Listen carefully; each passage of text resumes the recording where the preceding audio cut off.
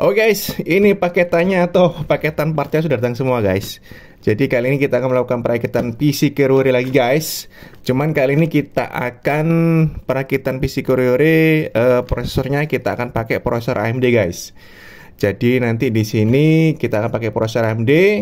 Kita akan mencari prosesor AMD yang ya harganya paling murah lah di marketplace, walaupun bekas tapi masih bisa kita gunakan. Nah di sini kemarin sudah beli part-partnya guys, ada yang bekas, ada yang baru.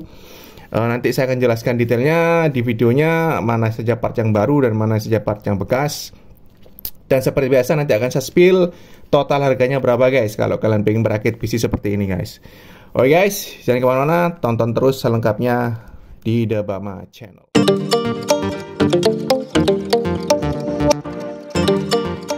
Oke guys, langsung aja kita unboxing. Untuk yang pertama guys, kita beli untuk motherboardnya guys. Jadi motherboardnya ini saya beli untuk mereknya adalah ASRock, dengan tipenya adalah ASRock B450M HDV R4 di harga sekitar 900.000 guys. Jadi kenapa saya beli ASRock ini, karena ini guys, dia sudah mendukung untuk SSD NVMe, kemudian juga sudah support untuk USB 3 pastinya, dan dual channel, kemudian arsitekturnya adalah micro ATX.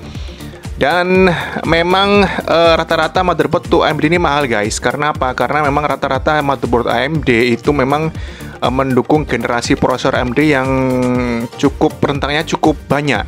Jadi kalau untuk ASRock B450M HDV R4 ini dia mendukung sampai dengan, untuk Ryzen 5 sendiri dia mendukung sampai 8 generasi guys. 8 generasi prosesor. Makanya kan rata-rata memang motherboard AMD memang harganya lebih mahal. Dan saya memang beli baru guys, karena apa? Karena secondnya juga masih mahal, jadi ya mending daripada harganya nggak terlalu jauh, mending beli yang baru aja. Memang ya investasi awal guys, nanti kita bisa upgrade prosesor kita ke yang lebih tinggi, karena ini dia mengcover sampai dengan 8 generasi guys. Untuk Ryzen 5 sendiri sampai 8 generasi guys ya. Untuk detailnya mungkin kalian bisa lihat di websitenya sendiri, di ASRock-nya guys. Oke guys, jadi ini adalah motherboardnya, kita pakai ASRock B450M HDV R4. Oke guys, kemudian untuk part yang kedua guys, saya beli untuk SSD NVMe-nya guys. Jadi SSD NVMe ini saya beli yang 256 saja guys, 256 GB. Saya rasa sih cukup. Nanti kita akan tambah juga untuk pakai hard disk yang second. Jadi ini adalah SSD NVMe. Kita beli di harga sekitar 350.000 guys. Ini adalah mereknya Phenom RX guys, dengan kapasitas 256 GB. Saya rasa sudah cukup ya untuk menginstal Windows. Nanti kita akan install Windows di Windows 10 aja guys. Oke. Untuk nanti data dan sebagainya kita akan beli untuk hard disk guys. Hard disk yang biasa saja sebesar 500 GB. Mungkin kalau yang hard disk yang bekas atau yang biasa-biasa itu mungkin kalau 500 GB sekarang sudah murah guys, di sekitar 100 ribuan harganya. Kalau yang SSD ini mending saya beli baru aja guys, karena apa? SSD yang second pun juga harganya nggak beda jauh sama yang baru, jadi mending beli yang baru dan bergaransi. Kemudian yang ketiga guys, ini adalah part yang ketiga, adalah PSU-nya guys. Jadi PSU-nya ini saya beli second guys. Jadi kalau motherboardnya baru, SSD NVMe-nya baru, ini untuk PSU-nya saya beli second guys. Karena apa? Karena ya mencukupkan budget guys.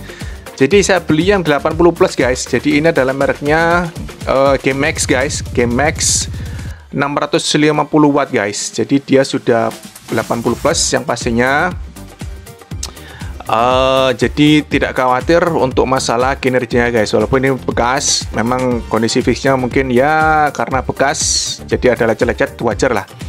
Yang penting nanti kita akan coba dan tidak ada kendala, maka tidak masalah untuk digunakan. Kita lihat di sini guys, dia 650 watt, dia double rail, kemudian untuk 12 voltnya dia sampai 526 watt, 28 watt ya guys. Jadi untuk kita pakai nanti untuk VGA dengan power, pin power itu tidak ada masalah guys, karena kan dia sudah 80 plus. Dan untuk apa namanya, konsumsi atau supply daya di 12 voltnya dia sudah cukup besar, walaupun double rail maupun single rail ya sama aja sih, saya rasa sih sama aja sih ya. Masalahnya di sini guys, kalau ini memang PSU model lama mungkin ya. Jadi kabelnya bukan kabel yang sleeve, bukan kabel yang tipis, tapi kabelnya tebel-tebel guys. Tapi tidak masalah. Yang penting dia sudah punya sleeve-nya guys, atau apa namanya, ada pembungkusnya. Jadi tidak apa ya, tidak kemana-mana kabelnya. Jadi terfokus kalau misalnya untuk periferal ya periferal, kemudian untuk SATA nanti dia terfokus untuk SATA. Jadi tidak tercerai-berai kabelnya. Jadi kelihatan rapi guys, karena sudah ada sleeve-nya. Dan memang karena kondisi bekas guys, jadi ya harap maklum mungkin sedikit ada debu-debu kotor-kotor, tidak masalah. Dan ini, oh ya, untuk harganya ini saya beli kemarin di harga sekitar 390.000 guys. Jadi sangat murah, kita dapat 650 watt di harga 390.000, PSU 80 plus. Cuman ini sayangnya guys, dia tidak ada kabel power CPU-nya ya. Kita beli sendiri aja lah di sekitar harga sekitar 15 ribuan guys kalau kabel powernya ya. Ya makanya ini nanti kalau plus kabel power pembelian mungkin ya saya katakan di harga 400.000 lah guys. Kita sudah dapat PSU walaupun second, tapi dia 650 watt 80 plus dengan merek GMAX yang sudah terkenal dan memang sudah terdaftar di websitenya 80 plus ya. Kalau misalkan ada kurang-kurangnya dikit ya itu satu yang wajar lah guys, karena ini adalah barang second guys. Oke lanjut guys, untuk part yang berikutnya adalah part berikutnya adalah kita untuk RAM-nya guys. Kita pakai RAM yang sudah kita miliki, yaitu dari GameCube, totalnya 16 GB. Jadi ini adalah part yang keempat, 8 GB masing-masing dengan kecepatan 3200 MHz. Dan kemudian kita pakai VGA-nya yang sudah kita punya guys.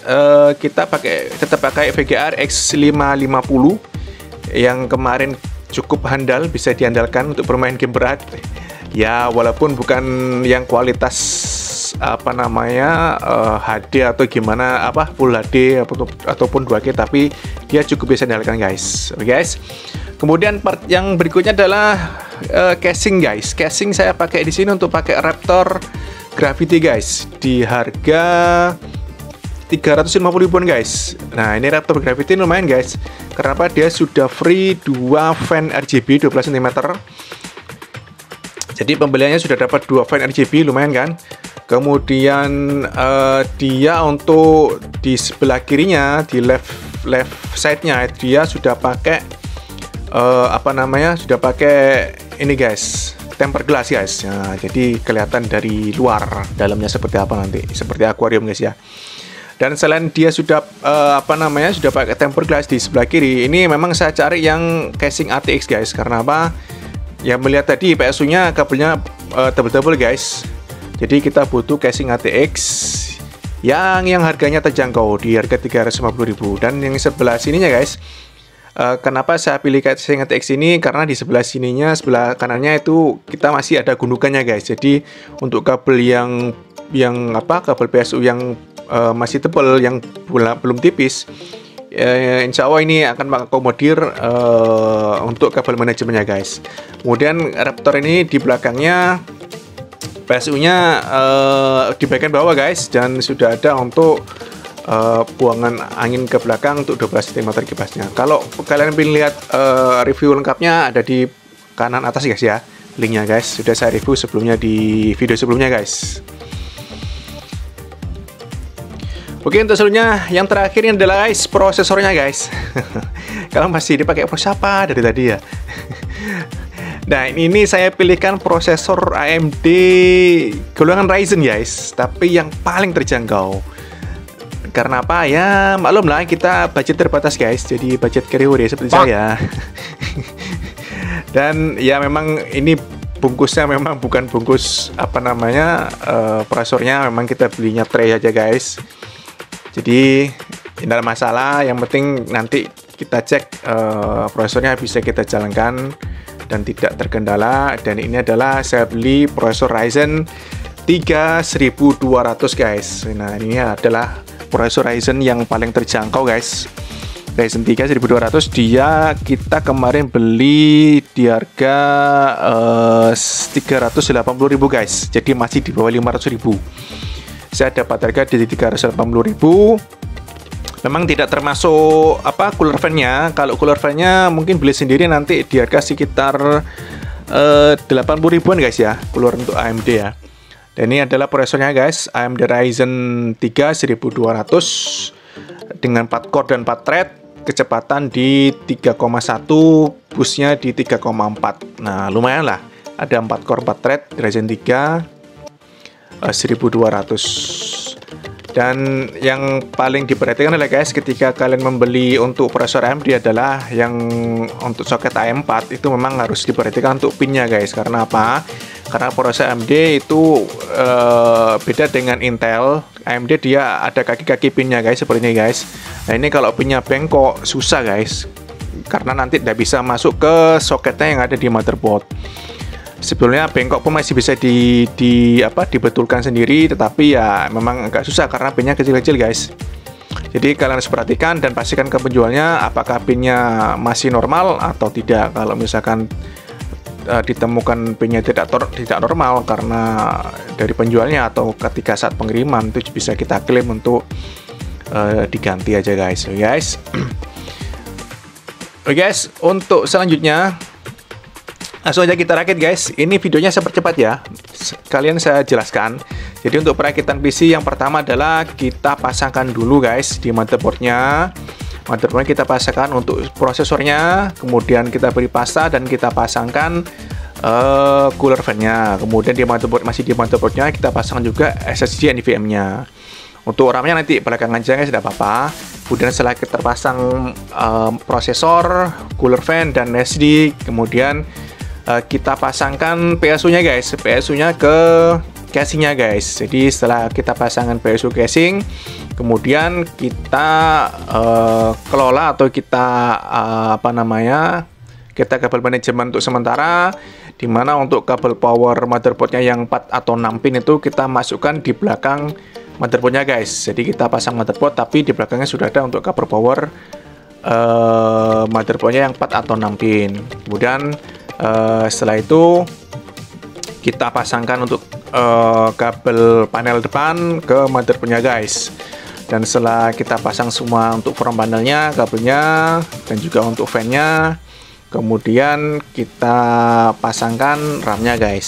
Setelah kita pasang RAM-nya semuanya, jadi terpasang RAM, CPU, cooler fan, kemudian kalau ada hard disk kita pasangkan hard disknya sekalian.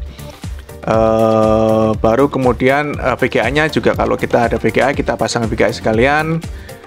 Kemudian setelah itu kita lakukan kabel manajemen guys. Memang kabel manajemen adalah yang paling agak susah guys, bukan susah sih yang rumit-rumit gimana gitu ya. Tapi kalau dengan casing yang PSU di bawah ini, insya Allah sih lebih mudah untuk kabel manajemen, apalagi dia bentuknya adalah casing ATX, jadi lebih besar daripada micro ATX.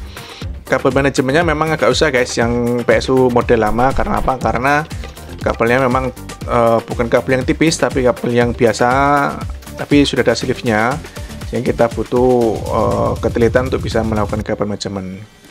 Dan ini guys, ini adalah sudah terpasang semua. Jadi untuk fan RGB-nya saya pasang di belakang satu dan di depan satu guys, yang bawaan dari casing Raptor Gravity guys. Jadi seperti ini, sangat cakep guys. Ada RGB di depan juga, di RGB strip light-nya juga ada. Dan ketika kita pasang untuk ini guys, tempered glass-nya seperti ini guys. Jadi sangat-sangat cantik dan sangat cakep guys. Jadi modelnya ini sesuai dengan selera saya guys. Jadi tidak terlalu rame, juga tidak terlalu sepi. Jadi pas lah istilahnya kalau menurut saya sih. Dan setelah ini akan saya spill untuk rincian harganya guys. Kita kemarin rakit PC ini totalnya berapa, dan kemudian akan kita langsung lanjut untuk benchmark gamingnya. Seperti biasa kita akan melakukan benchmark gaming di gaming sejuta umat, yaitu GTA 5 guys. Terima kasih sudah menonton Bapak Channel. Jangan lupa untuk subscribe, like, share, dan komen di Bapak Channel. Wassalamualaikum warahmatullahi wabarakatuh.